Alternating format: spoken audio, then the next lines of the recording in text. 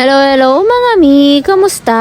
Namili nga pala ako ng iilan lang dahil nga wala na naman tayong paninda. Buti na lang, nakauwi na tayo bago ko nakita na parang mahuhulog na pala yung karton doon sa likod ko. Ito nga lang pala yung mga pinamili ko.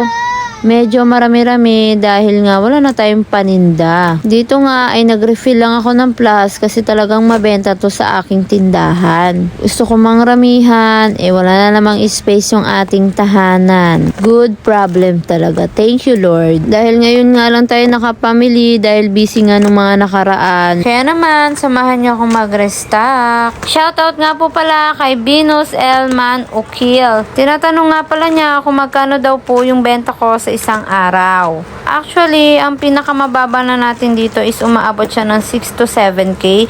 Kasama na po lahat doon, pati GCash. Pag medyo pumapaldo naman, umaabot tayo ng 10,000 to 11,000. Depende kasi yan kung meron okasyon sa malapit sa inyo or wala naman talaga. Kaya minsan matumal talaga ang sari-sari store. At pag may kita naman nga, agad naman itong ipinapamili kinabukasan.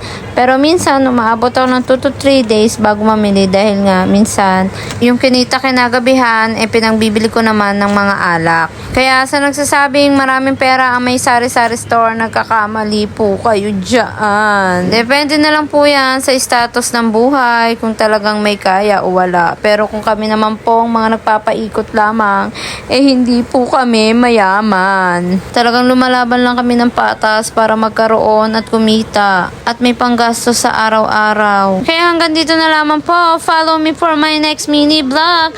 Thank you for watching. This is Mami Sid Vlog. Thank you. Bye-bye.